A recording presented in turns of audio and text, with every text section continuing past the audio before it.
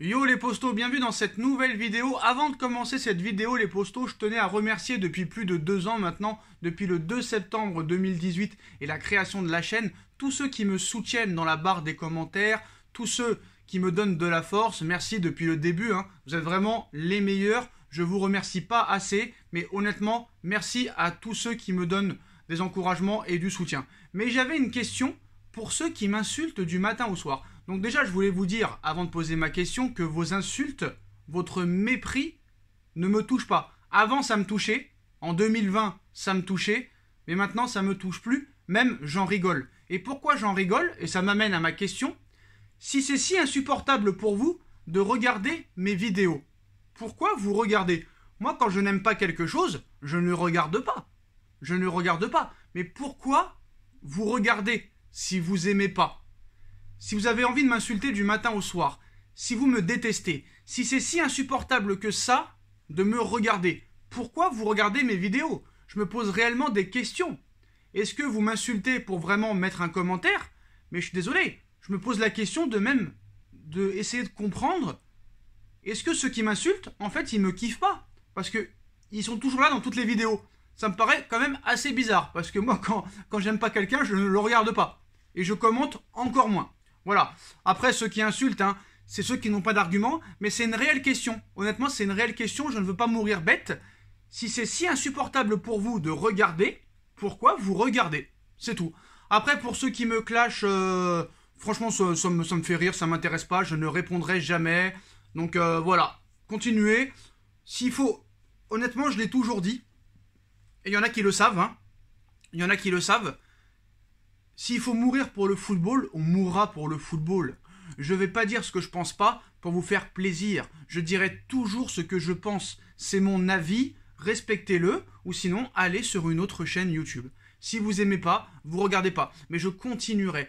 Et pour dernière info, avant de passer réellement à la vidéo, toutes les informations qui sortent dans toutes les vidéos, ce sont des informations de divers médias, que ce soit français, allemand, anglais, italien, espagnol. Et quand est-ce que vous allez le comprendre? Donc voilà, vous pouvez continuer à m'insulter, moi ça me fait rire. D'ailleurs, des fois, j'en rigole avec d'autres personnes. C'est pour vous dire. Voilà les postos. Maintenant, en tout cas, merci à tous ceux qui me soutiennent. On fera une vidéo avec Nono. D'ailleurs, elle sera disponible bientôt. Voilà. Donc n'hésitez pas à aller vous abonner en masse aux vidéos, les vidéos de Nono et Sacha. Nouvelle chaîne YouTube. Le lien est en bas en description. Donc on commence avec beaucoup de choses à dire les postos. On commence avec la mise au point de Lionel Messi.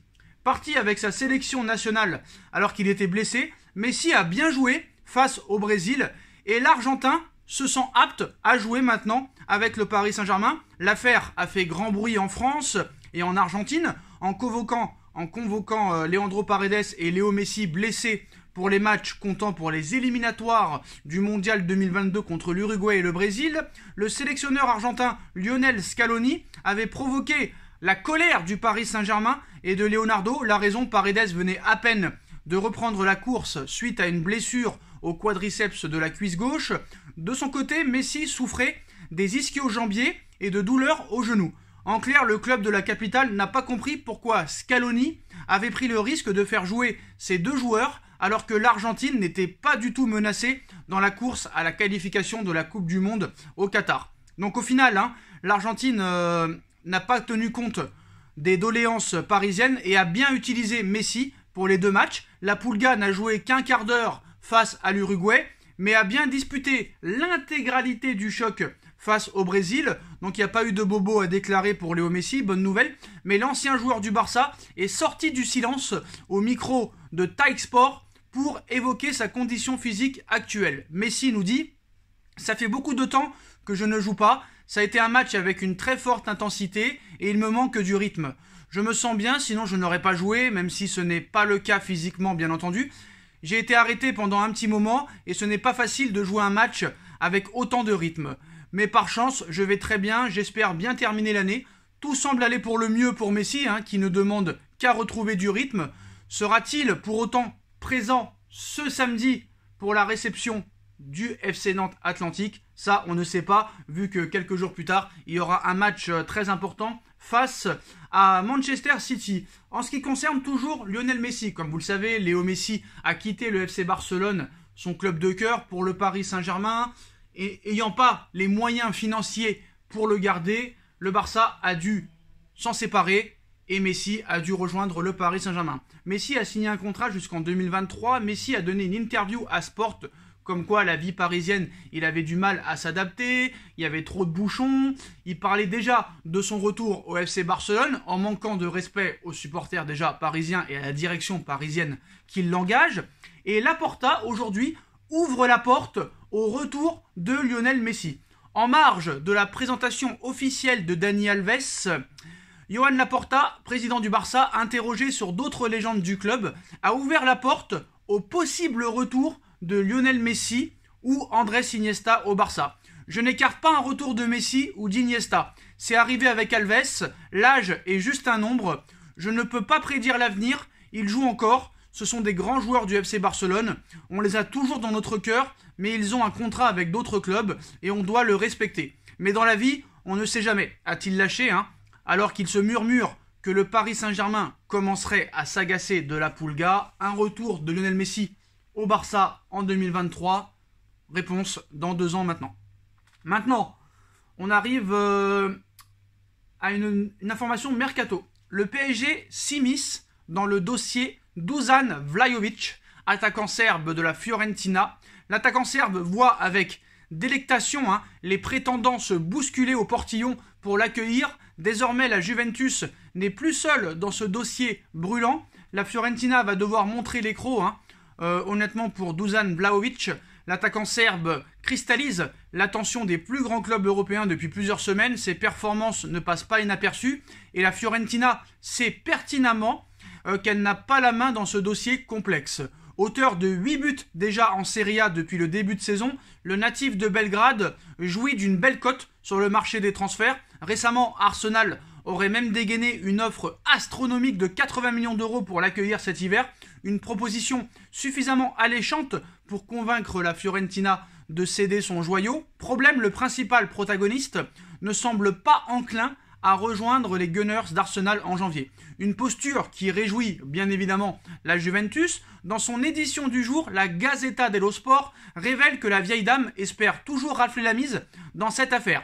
Ainsi, les échanges entre la direction turinoise et l'entourage du joueur se seraient intensifiés ces dernières heures. Sur le plan salarial, Vlahovic réclamerait 6 millions d'euros annuels, des émoluments qui ne feraient pas tiquer les hautes sphères turinoises, mais la Viola n'a toujours pas communiqué ses intentions sur le sujet à la Juventus. Surtout qu'un autre candidat pourrait se manifester, le Paris Saint-Germain, toujours suspendu à la décision de Kylian Mbappé sur son avenir. Le PSG doit préparer la succession du génie français, mais peut-être aussi une potentielle succession au départ de Di Maria et de Mauro Icardi.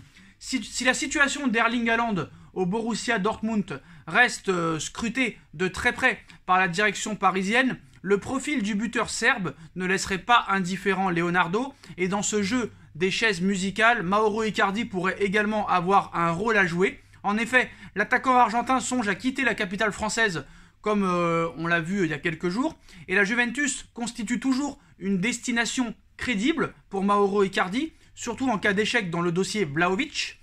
Donc vous l'aurez compris, un transfert de Dusan Vlahovic au Paris Saint-Germain pourrait provoquer un effet domino sur le mercato. Alors je me suis renseigné un petit peu sur le joueur. C'est vrai que la saison 2020-2021 a été prolifique. C'est un joueur très puissant, très rapide, très efficace devant le but, qui peut jouer neuf, faux neuf, se placer un petit peu dans l'axe. Ça peut être un joueur intéressant, à voir s'il n'y a peut-être pas mieux. Mais voilà, c'est vrai que c'est un joueur qui pourrait peut-être servir. C'est un style Haaland, mais peut-être en moins fort. Quoique il pourrait peut-être progresser dans les prochains mois. On verra la saison qui fera. Mais ça peut être une piste sérieuse pour remplacer Icardi ou peut-être un Kylian Mbappé. Et on en vient à l'information principale de cette vidéo, les postos. Neymar. Encore une fois, au cœur d'une nouvelle polémique. La nuit dernière, le Brésil et l'Argentine se sont quittés dos à dos 0-0, une rencontre comptant pour les éliminatoires de la Coupe du Monde 2022 que n'a pas disputé Neymar, blessé aux adducteurs, mais la polémique enfle au Brésil depuis quelques heures. L'émission sportive Os Donos d'Ebola a ainsi diffusé des images de Neymar faisant la fête à Sao Paulo en pleine nuit le week-end dernier qui a précédé l'annonce de sa blessure. Donc un timing qui interpelle, car après cette fameuse virée nocturne samedi dernier, l'international brésilien se serait donc plaint des adducteurs 2 jours après, ce qui a entraîné par la suite son forfait et sa blessure. Donc voilà, un nouvel écart qui passe très mal au pays encore une nouvelle fois et qui passe très mal aussi du côté du Paris Saint-Germain. Neymar est fustigé pour son hygiène de vie qui, je pense, ne changera jamais. Ce joueur ne changera jamais. Ce joueur est une catastrophe. Alors certes, ce match comptait pour du beurre, ce Brésil-Argentine, mais voilà, aller en boîte de nuit dans la nuit de samedi à dimanche alors que tu as un match le mardi soir, c'est vraiment de l'incompétence finie. Alors le Brésil est énervé, j'espère que le PSG sera aussi énervé, mais à un moment donné, il va falloir prendre une décision avec ce joueur parce que ça ne peut plus durer. Encore, il te ferait des masterclass 2 fois sur 3, je ne dirais rien. Encore que, mais là, c'est plus possible. Il a fallu attendre presque 6 mois pour qu'il fasse un match correct contre Bordeaux. Et là, le gars arrive blessé aux adducteurs. On ne sait même pas s'il sera là contre Manchester City. C'est une honte, c'est un scandale ce joueur. Il n'a aucun respect pour personne, je le dis. Ceux qui ne sont pas contents, c'est pareil. Vous pouvez m'insulter en commentaire. Je n'en ai que faire, c'est la stricte vérité. Continuez à sucer Neymar tout ce que vous pouvez, il n'y a pas de problème. Moi, je dis que ce joueur est une honte. Voilà, ce joueur est une honte. Autant phénoménal qu'il soit, c'est une honte et il ne montre même pas sur le terrain ses qualités vu qu'il n'en a pas les moyens. Voilà, c'est tout les postos, c'est la fin de cette vidéo. Dites-moi en commentaire ce que vous en pensez. D'ailleurs, je ne m'occuperai plus à partir d'aujourd'hui de tous ceux qui me clashent, que ce soit en commentaire, que ce soit autre part. Ça ne m'intéresse plus. J'ai lancé un message aujourd'hui à ceux qui me soutiennent. Merci à vous encore une fois. Ceux qui m'insultent du matin au soir, si c'est si insupportable que ça de regarder mes vidéos, ne les regardez pas, c'est tout. Voilà, si ça peut vous faire du bien, ne les regardez pas. Mais je pense que si vous m'insultez depuis des mois, depuis des années, et que vous êtes encore là, c'est que vous ne détestez pas tant que ça. Voilà, je pense que vous m'aimez bien quand même. Voilà, sinon vous ne serez pas là tous les jours à insulter et à regarder mes vidéos. Voilà les postos, dites-moi en commentaire ce que vous pensez de toutes ces informations. On like, on partage, on commente, on s'abonne, et on se retrouve très vite pour une nouvelle vidéo. Tchuss.